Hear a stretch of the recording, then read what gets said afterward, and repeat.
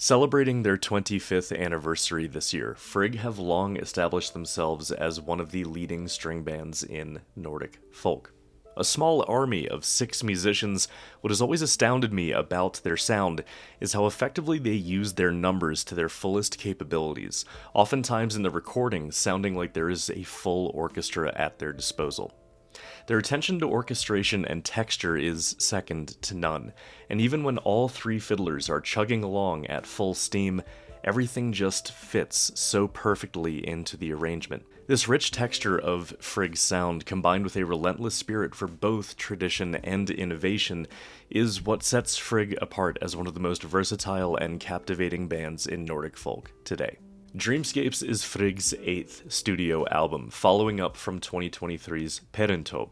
And as you all know, Perinto ranked very highly at number 2 on my best of 2023 list. Frigg reined in their more progressive elements on that album to instead dedicate their album to the heritage of Konstahjule's Finnish dance band tradition, which has defined the Finnish folk music revival since the 1960s. But knowing that Frigg rarely sticks to the same idea between albums twice, I have been on the edge of my seat for the weeks leading up to Dreamscapes' release, waiting to see where they go next, and with the album cover proving to be the perfect teaser for the imagination.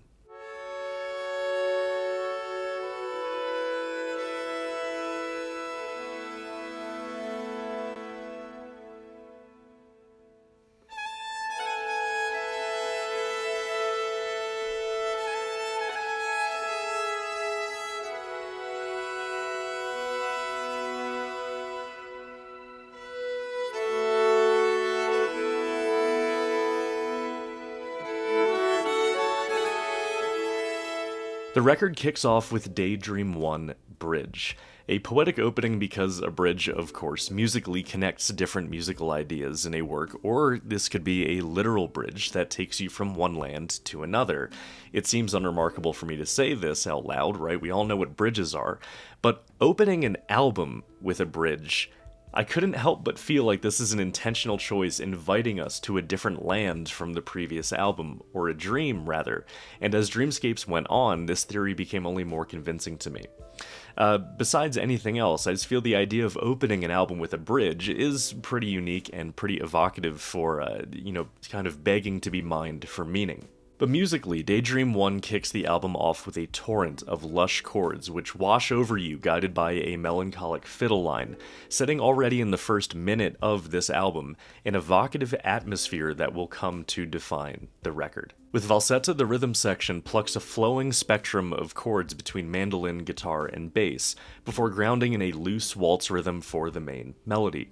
Floating and grounded sections trade off throughout the tune, culminating in a gorgeous fiddle break, cascading in more lush harmonies in the spirit of the atmosphere that was established in Daydream 1. But then Vestkusten Twist then brings an abrupt interruption to the melancholy of the album's opening moments for a playful and metrically chaotic game of snarling strings and even featuring a killer bass solo, which is always welcome on the Nordic Sound. Aliko then brings us back into the quasi-impressionist cascade of harmonies which are coming to define the album, leading into a mid-tempo fiddle tune reminiscent of Dreamer's Circus, and then yet another bass solo. I'm just feeling absolutely spoiled at this point. But then following Aliko is Ilon Hakeos, the first track of 2025 to bring me to tears. But those of you who know me know that that's actually not that much of a challenge.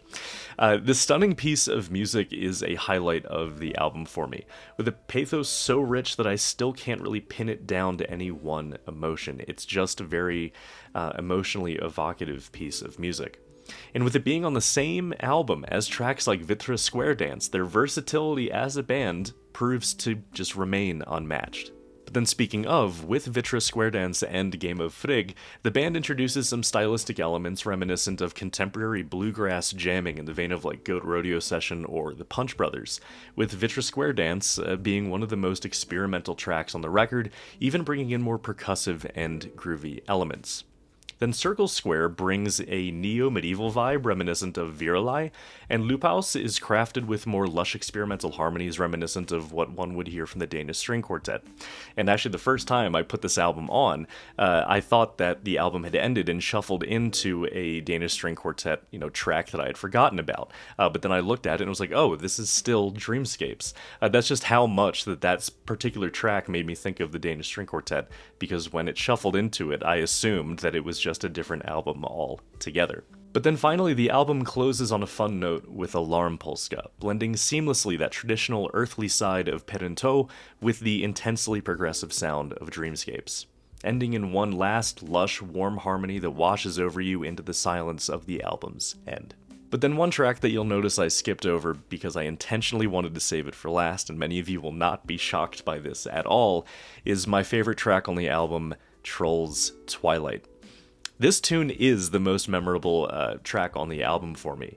It sets the tone of walking through the deep woods at dusk with Kittelsen's Skog Troll keeping his eye on you through the tree line. And then the use of a drum, a shaker, and the jaw harp is also a unique touch in Frigg's discography, evoking very strongly an atmosphere of trolldom. But then also, great minds think alike, I suppose, because I use the same exact percussion lineup in my own troll folk album, Troldskap. And you guys know my academic and, I guess, anthropological interest in trolls and fiddling, so I just love how unapologetically this track brings the troll magic. A fitting choice for an album set in the dream world.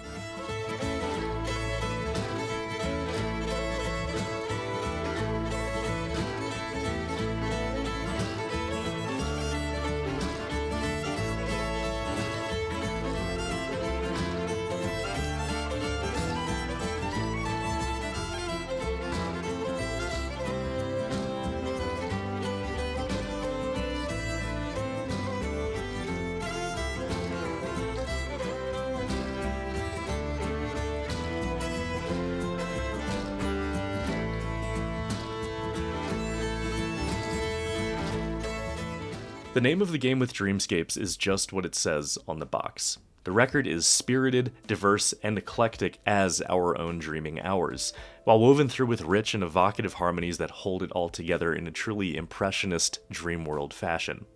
25 years on, Frigg shows no sign of slowing down, never afraid to explore new ideas beyond the borders of tradition, while also sounding as nothing less than themselves. Dreamscapes is just one more testament to the rich legacy that Frigg has left for generations to come, and why I look forward to seeing where Frigg goes with their discography next. So guys, thank you so much for watching. I know it's been a bit since the last review, but both my wife and I felt fairly ill, so it was like 2 weeks with me not being able to record with my own voice, essentially. But looking forward to getting back into album reviews. I got quite a few lined up on sticky notes here. As always, if you want to support the channel, head on over to patreon.com/Nordic Sound, linked in the description. Or, of course, if you want to see these reviews in written format and you don't want to be beholden to YouTube, head on over to NordicSoundArchive.com, where you can actually read these reviews, but then also keep up to date on other essays and other stuff that I'm up to as a Nordic musicologist. So, thank you guys so much for watching, and I will see you next time. And also, Cricket's here. He's been falling asleep, isn't he? Oh, he's waking up now. All right, cool. Take care, guys.